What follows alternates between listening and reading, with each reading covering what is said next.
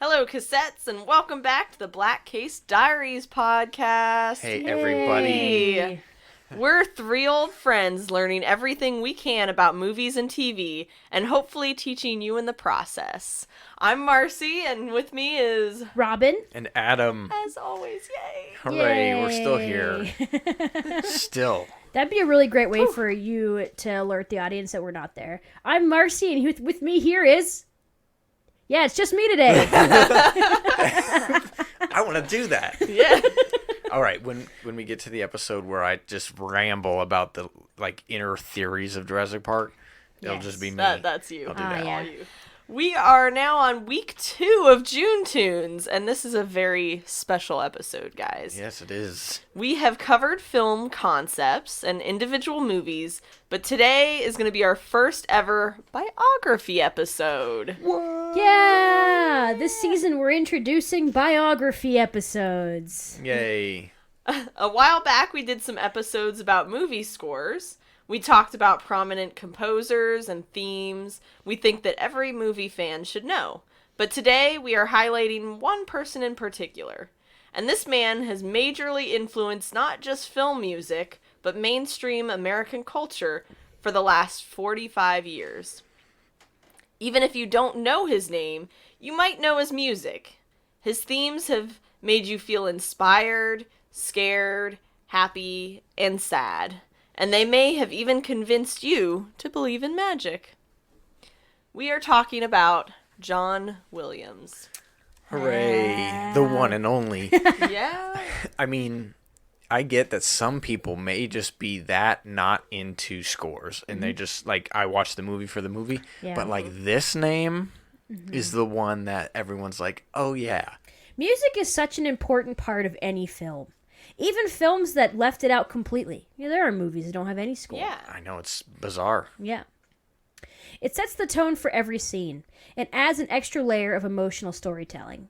It's so vital that bad film music, or music that doesn't match the scene, can pull you out of the story completely. Imagine that scene in Jurassic Park, where Ellie Sattler and Alan Grant and Ian Malcolm first see the dinosaurs.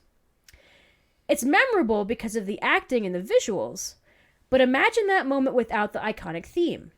Would we still be talking about it today? I would be so sad. I bet you there's got to be a copy, a version without the theme underneath. Oh, yeah. And you just watch it, it's just kind of like, oh, dinosaurs. Dinosaur. Oh, great. They do move in herds. Look at that. Look, watching more of a documentary. Yeah, you just hear the dinosaur sounds. Oh, man. Part of me kind of wants to see it just to see it. Feel that. But I don't want it to exist for more than one watch.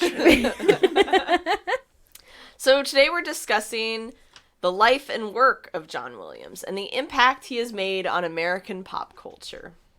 Yeah, a big one. So John Williams was born on February 8th of 1932 in New York to Johnny and Esther Williams. His father was a jazz percussionist known for being in the Raymond Scott Quintet on CBS Radio. Oh, heck yeah. Which, of course, this led to John growing up around music his whole life. He began young by taking piano lessons, but he also studied clarinet, trumpet, and trombone all before the age of 15. These lessons would be the building blocks to a life filled with the music. Wow.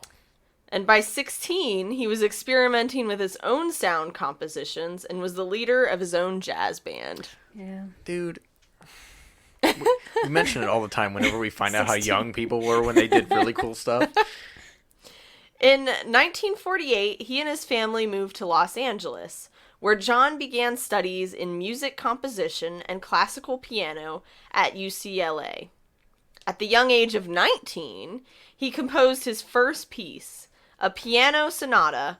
By 1952, he was drafted into the Air Force for 3 years, where he conducted and arranged pieces for their band. Once he returned from the forces, he moved to New York, where he attended Juilliard School of Music. At Juilliard, he was taught by Madame Rosina Levine, to whom New York Times in 1975 said was one of the greatest pianists of that century. Ooh. Yeah. How So, prestigious. He had some. He had a good teacher there. I do say.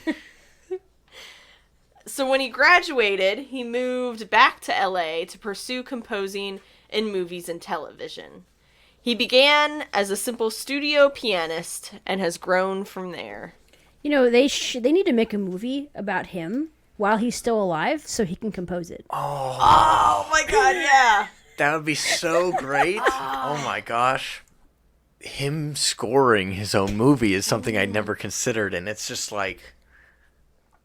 It has to happen. Yeah, I mean, It has to happen. We need to email somebody. We got to email somebody. Yeah. His first film credit on IMDb is for the musical film Carousel, where he was an additional orchestrator. His first wife was Barbara Ruick, who starred in the film. They were high school acquaintances and married the same year that Carousel released. Oh, that's so cute. Yeah, it is cute. Williams got married in 1956 and had 3 children with his wife Barbara. One of his sons became a drummer for the band Air Supply, while his other son became the lead singer of the band Toto. Yeah. Dude, I know, blows your mind, guy's right? killing it. His daughter is a doctor. Well, she's not even into music at all. She just saves lives. What a failure. She saves lives. One of Williams' most poignant pieces of work is a violin concerto he wrote for his wife. She encouraged him to write it, but tragically died before he could finish it. It's absolutely beautiful, and we'll link it so that you guys can hear it too, so that everybody listening can. We're gonna have it on the blog. You know, and it was just, it's a really, really nice piece of music. Mm-hmm. Yeah. Yeah, probably not intending for it to be very sad. Obviously, wasn't expecting her to die, so... Right. Williams remarried Samantha Winslow in 1980, and they are still married today. So 40 years. Wow. So we're going to talk a little bit about some of his first projects and some of the things he did as he went into the industry. Some real early stuff. Yeah. John Williams caught a break for his career when he worked alongside famed composer Henry Mancini on the TV show Peter Gunn. Mancini is known for writing The Pink Panther, Peter Gunn, Moon River, and he even did the soundtrack for The Great Mouse Detective. So, Hey. yeah, Mancini is very, very good. That's somebody that, if you have not heard of, I highly suggest going to Spotify or YouTube. Just, you know. Yeah, just watch The Great Mouse Detective. Exactly, yeah. I think you also heard the Baby Elephant Walk. Bum, bum, ba-da-la, bum, Oh, bum, that's bum, right, bum, bum, yeah. bum, bum, bum. Later on, the two men would work together on Charade and The Days of Wine and Roses. While he grew as a composer, he worked on films like To Kill a Mockingbird and Some Like It Hot. I actually read that he was in the band in Some Like It Hot. Williams became friends with Bernard Herrmann, a music giant in the golden age of film. By age 24, he was orchestrating for Alfred Newman, Dmitri Tomkin, and Franz Waxman. More huge names for the movie music at the time. So, if you guys remember our episodes about movie music and movie composing, those are huge people that were really influential in the golden age of movies, which in the 1940s was still kind of going on. Williams moved from orchestrating to composing episodes of major TV shows. He composed episodes for Lost in Space, Gilligan's Island, and The Land of Giants. He was able to jump from TV to film for the first time in the late 1960s, but according to IMDb, he was somewhat typecast as a composer for comedy. That's Interesting. What an interesting thing to think, Yeah. because you know what he did later. Yeah. And I think about what he did later, and it's like, I don't think comedies. I'm not That's thinking. not his thing. Yeah, I mean, comedies are not a thing that he does. I mean, I'm sure he could probably score a dang good comedy. Oh, but- sure. Yeah. And I mean, Home Alone's kind of funny. That's true. Home Alone is a comedy, I would say, yeah. In 1969, Williams scored a film called The Reavers, based on a novel by William Faulkner, and starring Steve McQueen. It was this piece that caught the attention of a young filmmaker named Steven Spielberg, who asked Williams to help with an upcoming film, The Sugarland Express. Ooh. And that was his first feature, Wow. was The Sugarland Express. And yes. He knew that it was going to be a good pair. Yes. In 1971, Williams won his first Oscar after adapting the music for Fiddler on the Roof. Oh, nice. Yay! That's a fun one to win first. Yes. It's like Yeah. not only am I good at writing music, but I can like fix it too. Yeah. So we're going to talk again a little bit about some of his most influential pieces of music in movies. And this is probably going to be the part where we kind of discuss for a while. Go off some deep ends. Yeah. Speaking of deep ends, Yes. the first one Jaws. is In the summer of 1975, the world met its first summer blockbuster and the first film to make $100 million at the box office. wow. I didn't know that actually. Yeah. Dang. The Jaws theme is one of the most recognizable pieces of music in film history, a notorious example of leitmotif, one of Williams' trademarks as a composer. So leitmotif is the idea that it's a singular theme for a character, and you weave it into your music to kind of remind They do it all the time with the Imperial March yes, too. yeah, and for Jaws, they announce the presence of their villain with these two notes. Yeah. And Amazing. yeah, it built up so much dramatic tension that it's like you're gonna snap. Yeah, and it works so well with this movie because of how little you see the shark. Right? You don't see Jaws in all of its animatronic glory until the end of the movie, really. But you know that he's there and that it's coming and we don't know when or where. Yes, But it's there somewhere. right, and that's the thing. You hear that music and you're like, oof, they're a goner, Oh, yeah, screwed. Especially if they're in the water currently. Yeah, and they don't know, and it's this beautiful moment of dramatic irony because the audience knows that they're in trouble, and we don't see the knife, we don't see the shark, but we hear the music, and that's what builds that tension. It's so special. I gotta go back and watch Jaws again. This established Williams and Spielberg as a director-composer team, and they would work together often for the next 40 years. Heck yeah. Yeah, and it's actually kind of common for directors to have the composer that they kind of work with the most. This is probably the biggest example, but Danny Elfman often works with Tim Burton. Yeah. Pixar, a lot of the Pixar directors like to work with Michael Giacchino. Thomas Newman usually works with Andrew Stanton's movies, so it's, you kind of have this. They have their people. So, John Williams is people kind of know about him, the music. People know the music. They remember Jaws. Jaws is incredibly memorable. Obviously, so many people went to go see it. Yep. It's a big deal. So then the next movie that came out really cemented his status. When George Lucas described what he wanted for Star Wars, Spielberg suggested John Williams. Lucas had put together a list of music as a guide, much of it being pieces from the golden age of film, something that John Williams knew much about since he was good friends with those past composers. That's such a good, coincidence. It's Yeah. like, here's what I want. And he's like, "Pah! You got it." It's like, I know exactly. I'm already there, man. Yeah, I know exactly what you're talking about. By the late 70s and early 80s, the sweeping orchestral sounds of Bernard Herrmann and Eric Korngold weren't as popular. They were kind of on their way out. We did an episode last year about those kind of 80s dance movies, those 70s musicals, and that's kind of what was popular. Some more electric music, some disco, guitar, it was, you still kind of had the classic scores in the 70s, but it was a little bit on its way out. And so John Williams hops back in the scene here because it's what George Lucas wanted. He said, this is what I want. I want this music to alert the audience that this is an epic, that they are watching something bigger than they could have ever imagined. And, the opening note for Star Wars did exactly that for the audience. Yeah, wake up. Yeah. Here's a movie. Yeah. Williams was able to pull from multiple influences to build the theme for Star Wars that Lucas wanted, and the sound brought audiences back to the golden age of film, making Williams an incredibly sought-after and popular composer.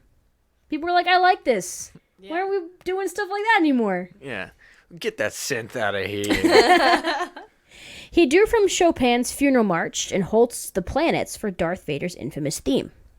Yes. Yeah, he drew from the theme for Mars, Bringer of War, and, and we all know the Funeral March. There it is.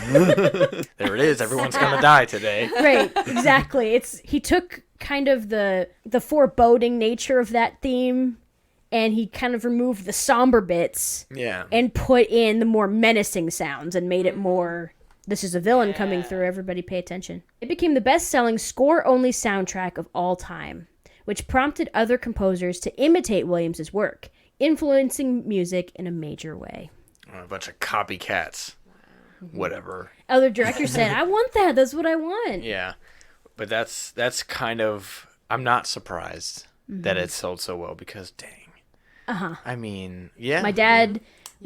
he did not like the movies that much, he wasn't into popular culture very much, but he loved classical music. He was listening to the radio, and they said, there's a new theme from a movie coming out soon called Star Wars by John Williams, and they played it, and he just kind of went right to the record store and bought it. Yeah. He said, "Oh, I've got to have that. That's really good." It's amazing. I just think that's so crazy. I wish that I could have heard it for the first time on the radio and be like, what the heck is this? Yeah. The next one on our list here, Superman. Yeah. Bum, bum, bum, bum, bum. But after his sweeping success with such great hits as Jaws and Star Wars, John Williams continued his success by composing the 1978 Superman. The first recording session of the film was ruined because the director, Richard Donner, was so excited for how fantastic the theme sounded that he exclaimed, "Genius! Fantastic!" Aww. That's so... Like, you imagine you're so like, sweet. Amazing! And you're, oh, shit, I ruined it. Fuck. We weren't recording, were we? We were? Damn it. That'll be another $75,000. John Williams is like, cool, I like the feedback. Yeah. But... Maybe you leave the room now while we finish this. Oh, gosh. What if they were like, we can only record today, that's it. It's in the movie, that's it.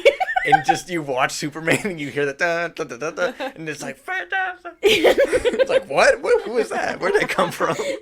The Superman theme contains elements of fanfare, which indicates before Superman comes, the march, which marks his arrival, and finally the love theme at the end of the composition. Yeah. So it's this fantastic mix that tells almost its own story in one piece. Yeah. Mm-hmm. So good. I love this theme. When I hear it and I close my eyes, I imagine the sun rising. It's kind of just like this brightness and, something great is coming. The dawn, is here. Everything is going to be okay. And I love that it's just such emotion that... Yeah, and it's perfect for Superman. Yeah. Because that's the idea. He's that kind of hero. Yeah. Right? He's not like a Batman where it's like... What he's doing is good, I suppose, but he's like doing it in kind of funky ways. No, Superman is like the symbol of hope, kind of superhero where he's, he all of the other heroes that have the capes and stuff are like basically based on Superman. So it's so perfect of a score for it, the character. So then after that, we want to talk about E.T., the music for E.T. Yeah, such a good movie. John Williams inserted his theme for Yoda in E.T. in a scene where a child is dressed as the popular character. So there's a scene in E.T. where they're trick-or-treating, and a child is dressed as Yoda. So then John Williams had to take a theme that he wrote for a previous movie and put it into his current theme for the current movie to reference that movie from his before. Own That's movie. Amazing. Do you imagine being that? You are... I mean, I feel like at that point, you're just like, I'm in charge of popular culture at this point. I'm done. I've peaked. The world is in my hands. Yeah, the world is my musical oyster. it's hilarious because, scoring both movies, it's just he may have taken the idea or the movie for Star Wars that, if Steven Spielberg was recommending him, right? And it's like, well, this could be great, and who knows how good it's going to be, right? You never know until the movie happens, right? And then obviously Star Wars blows up and becomes the biggest thing ever. And you're like, wow, it got so big that it's now being referenced in another movie that I'm doing. Yeah. It's like... And I like to think that he was watching the scene on the projector, and he saw Yoda, and he went, ooh, this is fun. And he just wrote a little note. Scribble. Get to, put Yoda's theme in there. I think that he probably laughed, like, this is great. This is, I get to insert this little joke, a little reference to my other work, I think that's really cool. That is super cool. E.T. was one of the 5 films that John Williams has won an Oscar for. No doubt, man. Yeah. Williams had trouble timing the music in the final chase scene. So, Spielberg shut off the projector and told Williams to write the music the way he wanted. Spielberg then edited the movie around the music, something rarely done. And it is perfect. Yeah. It is. It's perfect. Everything goes together so well. It fits. I mean, it was... it all encompassed became such an iconic moment. Yeah. I just don't think that it would be as special if the music were different. Mm-hmm. And I just, it's so cool that it's just all one thing. It's like you can't separate it anymore. Yeah. I imagine like a more modern movie or a more modern score might have done something where they have some kind of build-up of tension as they're getting close to the police, and then the music stops. Like maybe the character closes his eyes real quick or something.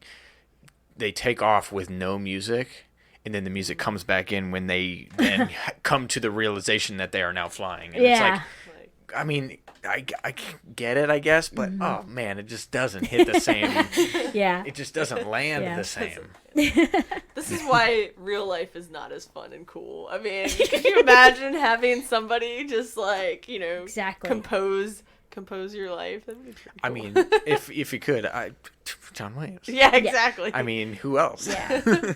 So the next one here is another big boy one. Hard hitter, Indiana Jones. Oh, yes. Mentioned it a couple times already. Adventure the music. Yeah, I mean, that's what it is. When speaking of the Indiana Jones theme, Williams said, a piece like that is deceptively simple to try to find a few right notes that will make the right leitmotif identification for a character like Indiana Jones. I remember working on that thing for a few days, changing notes, changing this, inverting that, trying to get something that seemed to me to be just right. I can't speak for my colleagues, but for me, things which appear to be very simple are not at all. They're only simple after the fact. The manufacture of these things, which seems inevitable, is a process that can be laborious and difficult. Yeah. It's true. Sometimes the most simple things were so difficult to do. And it just shows his skill, or anyone's skill, when you don't notice. That's the thing. If you do your job right, people aren't going to notice. Yeah. How much work goes into it. It's kind of the same way nowadays with a lot of CGI. It's used in pretty much every movie, but if you don't like call that movie out, like, oh, that movie's got too much CGI, or oh, that movie's got bad CGI, it's like, well, every other movie still has it, but you don't say anything about those, right? Yeah. Because good CGI goes unnoticed. Exactly. That's the whole point. Okay, here's a big one. Here's another huge blockbuster that really, this really did this. People don't realize it, but this really changed things. This blockbuster did. Home Alone. Yes. Yeah. Before you get into it, just think about how many movies we've talked about already, and all of them have been like huge. These are all huge movies, right? It's like, well, he's just the top dog. And we're not even done. Yeah. Oh, gosh. John Williams brings us the sounds of Christmas with Home Alone.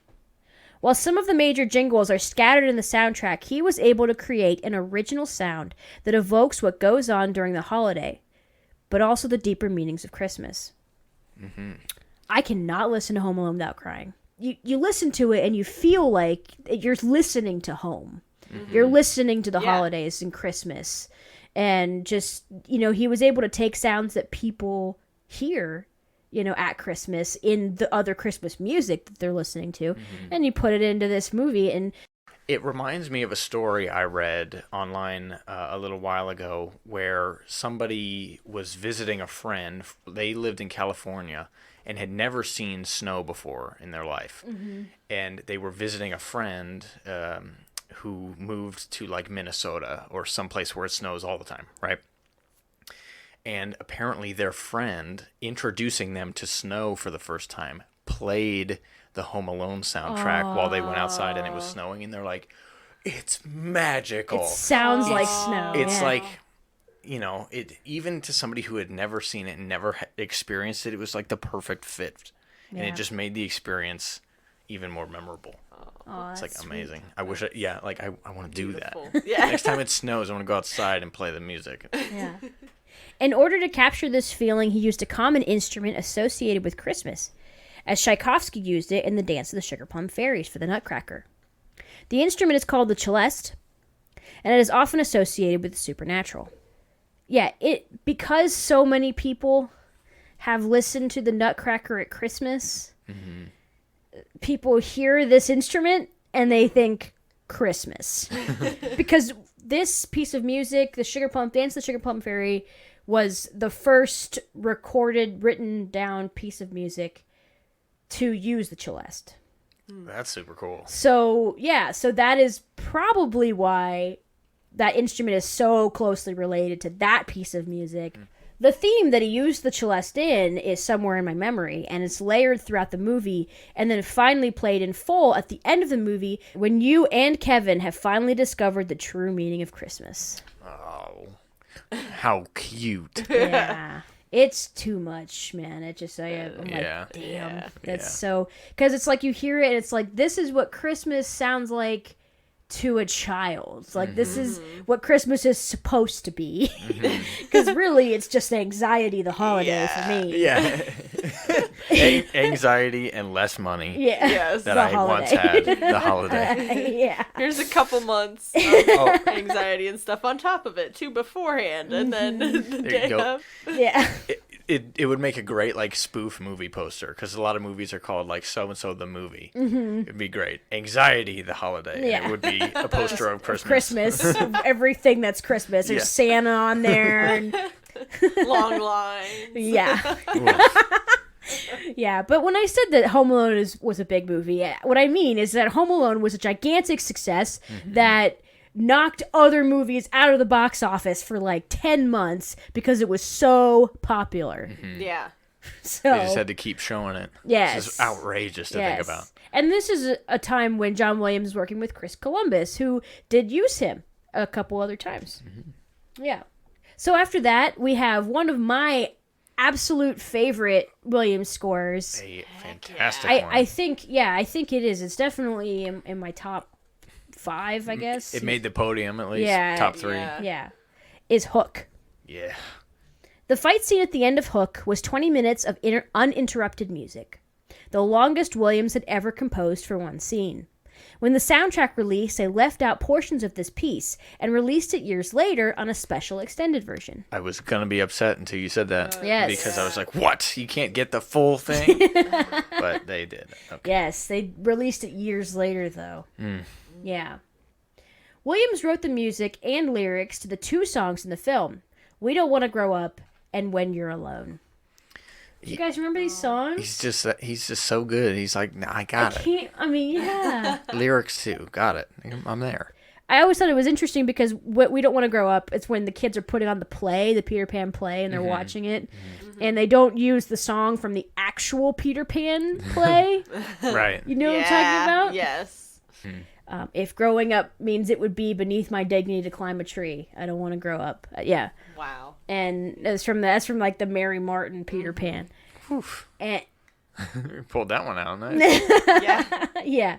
So I just thought it was interesting that they wrote an original song for that instead of using the actual Peter Pan musical that already exists. When You're Alone is this really sweet moment where it is reminiscent of An American Tale, where she's kind of singing this song because she's sad and she misses her mom. Yeah.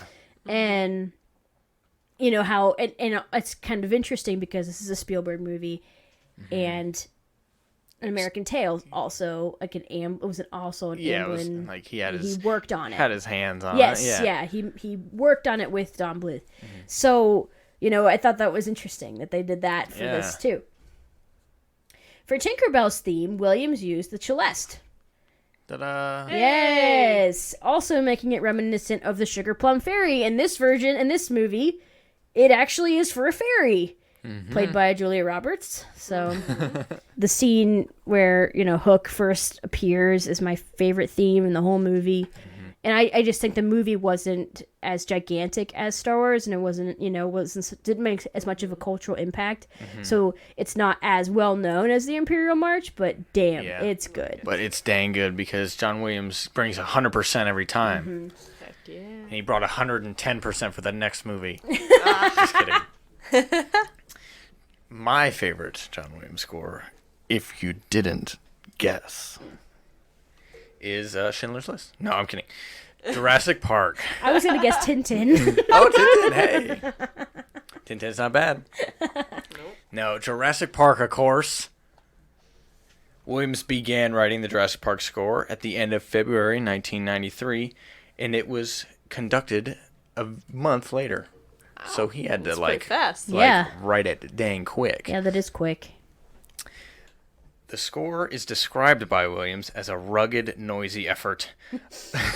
A massive job of symphonic cartooning, which is a great word. Yes. He also said that while trying to match the rhythmic gyrations of dinosaurs, he ended up creating, quote, these kind of funny ballets. Oh, yeah. And when you think about it, specifically something like the Raptor theme, Yeah. they're so floaty, dancey, like just quick moments like you would see in a ballet. Yeah. When certain ballet steps happen, like the music follows along that way, it's just like that, but like I don't know how to describe it, like because it's a dinosaur, it's like it's a little bit like, oh no. It's kind of funny. The idea that a dinosaur would be dancing ballet. Yeah. But it ends up fitting so well. This was the first time that Spielberg was not able to attend the recording session for his movie, as he was in Poland at the time filming Schindler's List, which is part of the reason why I made the joke. But instead, Williams gave him demo tapes with the piano versions of the main themes prior to his travels, and he would listen to them on his way to set. I thought that was pretty cool. I would listen to that every day. Yeah. I mean, absolutely. I'm curious as to how these other themes sound on the piano. Yeah. But that's super cool. And I just don't know how somebody, not just Spielberg for directing these two movies, but for John Williams to write music for these at kind of the same time. Yeah. It's like, what the heck, man? Yeah, we were listening to Jurassic Park before we recorded, and it blows my mind because I'm thinking about that main theme, and it's the same. It's almost the same at when they first arrive at the park, and then when they're leaving at the end. You have when they leave at the end, they have this theme that's very reminiscent of the first theme when they first get there, and you're hearing the same theme, the same music, but it means something different because of the context of the movie. So in the beginning, when you first hear it, you hear that music and it sounds like a paradise. You know, you hear like, you kind of hear this kind of vocalizing, in the background, and you've got, you see the beautiful waterfall. Grand, beautiful. Yeah, and it's like this really, and like the music starts because you just kind of hear like the first notes, and then it kind of launches into this really warm soundtrack. You feel warm, you feel welcomed, and like this is where yes, exactly.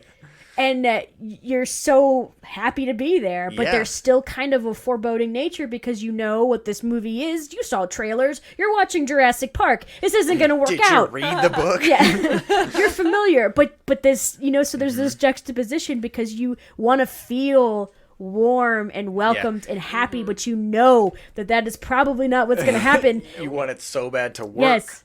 Yes, and at the end of the movie, when they're leaving, there's just you hear the music, and it's almost sad because you think of what it could have been, what this part could have been, and they're leaving, and they're just burnt out, and people they know are dead, and they're just relieved to be on the helicopter and just on their way out. And at the same time, just to say how well it worked with the actual movie, like the shot of the movie that I remember is the shot of John Hammond in the helicopter. He's just looking kind of mournfully into the amber at the mosquito on the end of his staff, knowing that his like dream just blew up in front of him, basically. And it evokes that. It's the same melody, the same tune, but it just evokes a completely different emotion, and it's amazing how that works. Yeah, with these totally different visuals, and you know that John Williams watched all of these visuals while he was composing, and so he had that thought. Let's remind everybody of the hope from the beginning of this movie and what, and I think that's something that he picked up from earlier times because there was a time period when he was known as like the disaster movie composer because he did like the Poseidon Adventure and a bunch of those, and there was a time when disaster movies were like super popular, and I feel like that's a trick that he kind of picked up from that. Yeah, it worked out because it's such a great flip flop, right? It's this wonderful like, oh, everything's wonderful. No. Dinosaurs. I mean, I just want to say, if they stuck to herbivores, it might have worked out. Life finds a way, Marcy. So something would have inevitably something would have gone wrong. happened. Probably. They were too preoccupied with whether or not they could. They didn't stop to think if they should. Okay. But the next one on here, we're going to move on. I'm sorry. Jurassic Park is just that good. The next one on here, done right along at the same time, Schindler's List. This is another one of his 5 Oscar-winning soundtracks, but this one also won a BAFTA for Best Film Music and a Grammy for Best Score Soundtrack in Visual Media. Nice. Which is freaking awesome, and I think it got other nominations as well. Yeah. The work is different from his other scores in that, although complementing the action and emotion of the film, it is somehow separate. It does not follow each scene's action in quite as much detail through many themes that each represent a different idea or person. So the leitmotif that you mentioned is a little bit less in this particular soundtrack, in this particular score. Yeah. It's definitely in there because that's like a calling card of John Williams, right? Yeah, it's a little more, I'd say, kind of disjointed, and it's almost, I would say it's almost like a memory. Yeah. Things aren't as crystal clear and there, because this movie is, I would say it would be a lot harder to do that with this movie, but just the way it's shot and the way you follow the actions of the characters. And because there are so many moments where it's just an establishing scene where you're just watching a bunch of different people and a bunch of different actions, and it's very sad. And, there are a lot of really symbolic images in this movie. And so, with the music being kind of more symbolic like that, makes sense. The main theme, simply called Theme from Schindler's List, written specifically for violinist Itzhak Perlman, accompanied by an orchestra, is a haunting yet simple melody. It expands to incorporate some rhythmic and harmonic idioms of Eastern European Jewish music. And it's amazing how simply weaved in it is, because it's such a beautiful piece, but still gives those hints of what it's for. And it also kind of, sort of, brings you back to his first Oscar for Fiddler on the Roof. That's right. Yeah, You know, very true. you have those themes, you know, from that's about a Jewish family. Yeah. Yeah. Yep, it's incredible. This movie I haven't seen in a heck of a long time, but this is another one we played shortly before recording, and it's just like, oh. You listen to the music, you feel like you've seen it. Yeah. Yeah, I mean. It's heavy, for It sure. is heavy. It weighs on you, but it should. Yeah. That's the point. That stuff is supposed to weigh on you. he- It's not supposed to make you happy. He definitely did what he meant to do. Yes. So the last set of movies that we're going to talk about here, I know that he's done so many. We could go on So- for We really could. We really could. But literally, even the list as you scroll down goes on. goes on and on and on and on and on. We're going to just talk briefly about his Harry Potter movies soundtracks. Yes. He did the first 3 Harry Potter movies and is responsible for that beautiful, beautiful theme that everybody remembers from Harry Potter. Williams scores the first 3 films of the franchise, laying a foundation for all the music to come. His style is very classic and is always reflected in the music. The first 3 films live in a much happier, more playful spirit, as opposed to the later movies. I mean, Yeah. absolutely. I would say too, his score for the 3rd movie. Does start to turn a little bit, and they incorporate. I remember there's a scene where they're singing the lines from Hamlet. There's a choir. They're like bubble, bubble, toil and trouble. And I love. Oh my god, so cool. Yeah. I mean, that is a cool song. Yeah. For sure. And they're just singing Shakespeare. But the theme music is awesome, and it's got a little more of that. You know, we got some minor notes and kind of.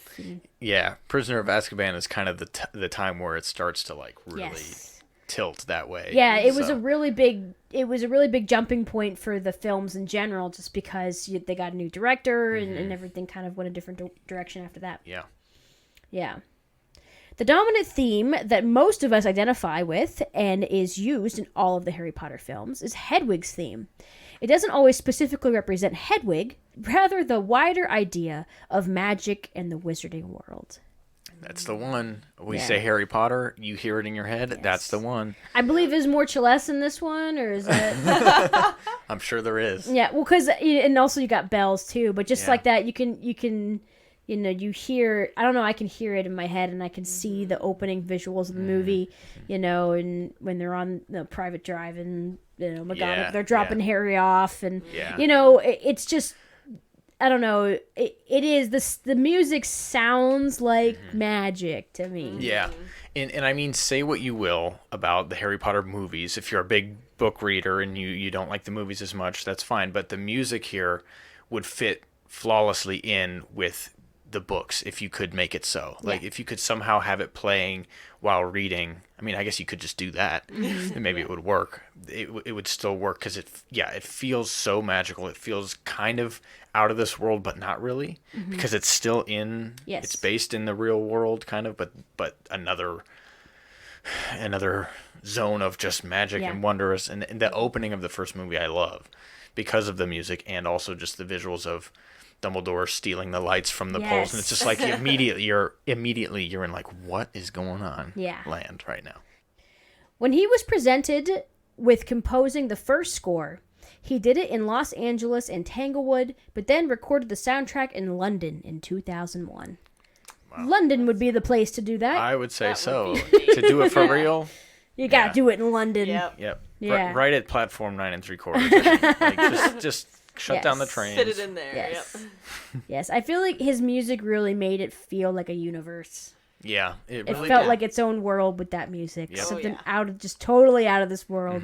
Totally that's why kind of now in the marketing you see it done as the wizarding world of Harry Potter, because they're doing stuff beyond it, right? But it still fits perfectly. They'll continue to use his music and his themes for all of it. Yeah. Yeah. In the 1990s, Williams intended to retire, but continued to create groundbreaking music. We just talked about all those movies except for Harry Potter were all like in the 90s. Yeah. I'm sorry. A lot of those movies were in the 90s that we just talked about. By the time the third Harry Potter film came out, he decided it was time to take a break from film composing. Steven Spielberg pulled him back for films such as War Horse, The Adventures of Tintin, and Lincoln. He is 88 years old, and he is still, I think, working on an upcoming Spielberg film. Goodness gracious, man. Yes. I imagine he and Steve are just the best of pals at this point, because if he can just say, hey, I know you're retired, but like, do you want to do my movie? I read something crazy, like he's composed all but 3 or 4 of Spielberg's movies. Wow. Jeez, oh man. I read a quote where he talked about how Spielberg likes to sit and listen to him composing, and how he kind of gives input and stuff. That's so sweet. And it's obviously a friendship where he can do that and it be positive. I mean, he's doing is he's kind of taking what the director wants and he's interpreting it into music, and then he's thinking, okay, but also the audience needs to hear this music and get this emotion from it. So he's doing so much in his brain. To be a fly on the wall in that room, to watch that go down, that would be so cool. Just to watch Steven Spielberg and John Williams do something for a movie. Like, are you kidding me, man? Yeah. All right, so he's done some other little things here too now. So the Boston Pops Orchestra. I don't know if anybody knows about this this little lovely orchestra. Not really little, because it's an orchestra. But so first of all, there's a Boston Symphony Orchestra, based in Massachusetts. And this orchestra performs long classical symphonies in a very formal setting. And so then the Boston Pops contain some of these same musicians, but they perform typically light, classical, and popular music. They're often outside so that the whole family can have a picnic and enjoy great music together. That's awesome. It really encourages everyone to take an interest in classical music. Yeah. This was significant because John was actually the second conductor from 1980 to 1993. Nice. That's rad. Yeah. At the same time, writing all these other movie scores, like, what, dude's on fire. Yeah, he's doing amazing, because it's like a huge deal. The Boston Pops. And to keep all of that in your head, it's like, obviously you write some stuff down and you have the book in front of you, but you got to hear it. You got to like be with it when you're conducting, and then it's unreal, man. So in 1984, the Los Angeles Olympic Games had the official theme Olympic Fanfare and Theme. And guess who it was composed by? John Williams, of course. By George. The one and only. He also, for the Olympics, composed Olympic Spirit, Summon the Heroes, and then on his birthday in the winter of 2002, he conducted his piece Call of the Champions. Yeah. So. Wow. I wonder how easy it is for him now. Yeah, like, I wonder. Obviously, I'm not trying to say that composing music is easy, because you have to be, he's incredibly talented. But like, for him specifically, is it like kind of easy now? I think he's always pushing himself. Yeah. I feel like he never allows it to be easy. I think that he sits down, he goes, okay, well, I could do it this way, but that doesn't. What about, right. you know what I mean? I feel like he's pushing it. Just because he writes this music that when you hear it, it feels like it already existed. Yeah, he's pulling it from the ether. Yeah, like he's just manifesting it out of the air, and it's just there it is, because it already. It's just magic. And then one other little tidbit, which I learned very recently because Robin told me, he actually did the Mission theme for NBC. Yes. Oh. Bum, ba, bum, ba, ba, ba, ba, ba. Breaking news. Yes. It's just so amazing that he's had his hands on, like, everything. Yes. Like, I mean, even if you don't watch movies. You've seen the news. Yeah. I mean, he's Yeah. there. He's Like, all even over if the you place. click away from the news right after that song or sound. Right. You know, just like, He just changed channels and, oop, there's Jurassic Park. Oh, whoop, there's E.T. Oh. Yeah, it's any number of things, man. Never ending. So, of course, since he's done all these magnificent pieces of music, he's, of course, won some awards. Yeah, So, couple. we're gonna, just a couple here. I mean, a big, long list. He was definitely nominated for many, many awards. Goodness gracious, he has so many nominations. Yeah. So, he holds about 21 honorary degrees from accredited universities such as Harvard, Berkeley, and Juilliard. Man. Yes. That would be nice to have an honorary degree. You know that you're big shit if a university just gives you a degree. Yeah. Without, you don't have to pay. You don't have to You don't go. have to go to class. You don't have to take the tests or have the credit hours. Nope. You are a big deal. Yeah. It's like, you know how basketball players and stuff, they get shoes from different shoe companies like yeah. Nike Right, and right, right. all that. Adidas. It's like, here, wear ours. It's kind of like, here, have our degree. You Yes. know, maybe Now maybe you're those even- young kids will want to go to our place. Yeah, because- we'll say John Williams has an honorary degree from our there. school. Yep. He also has received the AFI Lifetime Achievement Award, American Academy of Arts and Sciences Fellow, Kennedy Center Honor, National Medal of Arts, which was presented to him by President Barack Obama, and finally the Olympic Order. Dude. I feel like he's chill. Like, He's so chill. Like, I feel like he's just like, yeah, I mean, whatever. Probably just so humble. Just go hang out with him. yeah. It's like, it's whatever. I just like music and stuff. That's crazy because, we know that he got plenty of awards for writing music in movies and music for, things like that. Right. But all of these just general art awards are like really prestigious. Like, you're so good at your one form of art that the entire art world can appreciate that. And that is cool, Yeah. man. Mm-hmm. That means you are the best of the best. Yeah. Oh, yeah. Within the Kennedy Center article, it said, he learned from the best, and his music has been at least as bright. The sounds of George Gershwin, of Aaron Copland, of Leonard Bernstein all celebrate and define the American experience in music.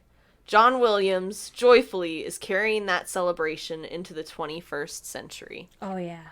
Yes. He'll always be part of American culture and part of American music. And I know this is true, but I hope it continues that he was such an influence that he inspires more Yeah. of that, because I don't want it to fade away. No. Because, I mean, he's 88. Yeah. God forbid he stays alive. Hopefully Right. he stays alive for a while longer. But when he stops composing, let's just say that, if he ever stops composing, I hope his influence is strong enough to keep his style in the style of all these old greats alive in future composers. Right. Because I mean, yeah, people in music class right now are learning about George Gershwin. yeah. They're learning about Aaron Copland. They're still learning about those people because they're still a big part of American culture. And in 50 years, kids will start learning about John Williams. I feel like it's going to be part of their curriculum. One of the ancient greats. He won Academy Awards for, and we kind of talked about these, but Fiddler on the Roof, Jaws, Star Wars, E.T., and Schindler's List. He now has more nominations than any other living person. Yeah. Wow. He should have won them all. He also won a Primetime Emmy Awards for Heidi, Jane Eyre, and great performances. Golden Globe Awards for Jaws, Star Wars, E.T., and Memoirs of a Geisha. And he has won 20 Grammy Awards and has been nominated for countless others as well. Yeah. I mean, it's crazy. Everyone can appreciate how good he is, so they nominate him for everything. It's like, well, yeah, of course, John Williams is in the picture. Yeah. I mean, sometimes to me it just feels like it's if he scored a movie that year, he needs to get nominated for an Oscar. Yeah, I mean, like it's just expected. You just have to. The Academy is around their table and they just say, okay, the next one is best score. John Williams nominated. Okay, next is like they don't even they don't need to wait for the votes. Yeah. They'll just it's just there. Yep. But yeah, so we thought for June Tunes and for our first biography episode, we thought we would honor Mr. Williams. And we're just really excited to talk about him. And yeah, man, he scored some of our favorite movies, and not even just that, the music alone without the movie is just that good. Yeah. We listen to it before we record. I'll probably listen to it on my way home. Yeah. It's yeah, just beautiful. It's so beautiful. Yeah. And it kind of, if you think about it, might give you a little bit of an appreciation for just classical music. You listen to this music and you can imagine the stories behind it because you've seen the movies, but classical music generally has a story behind it. So you learn those stories and you listen to it, and maybe it won't be as boring as you think it is. It really isn't. That's why Fantasia works as that. But just listen to it and don't have anything to look at. But you can watch the story in your head. It'll just happen. Yeah, and go to a Pops concert. Yeah, if you can. Yeah. If you don't like classical music, go to a Pops concert because then you can eat while you're there. And that's it. And and sometimes they play popular stuff. Yeah, but it'll be an orchestra. Yes. So it'll be like grand and epic. Yes. So if you ever wanted to hear "Hey Jude," by an orchestra, just sounds great. That sounds fantastic. Yeah. So thank you guys for listening. Thanks for being a part of our first biography episode. Hooray. That's exciting. Pat yourselves on the back. We were Happy excited. June. Yes, Yay. happy June. Happy June. And and I think this is another case closed. Did I do that wrong? Let's do it again. Here's what happens. Sometimes we clap before closed, and sometimes we clap right after closed. We're going to clap right after. So, Okay. Okay. So this is another case closed. But yes, so thank you. And you can find us on our website, blackcasediaries.com. We have Instagram at Black Case Diaries Podcast. We have a Twitter at Black Case Diary. And you can also find our Patreon. You can find that through our website.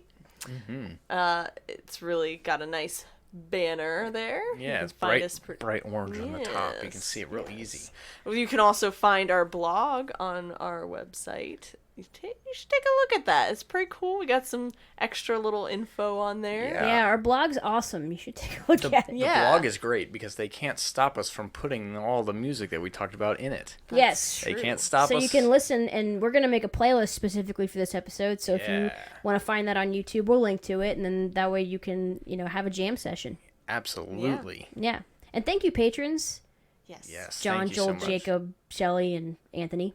That's right. Thank you. You guys are the best. You rock. And then goodbye. That'll do it. That'll See do you it. next week. That's right. See you next time. Bye.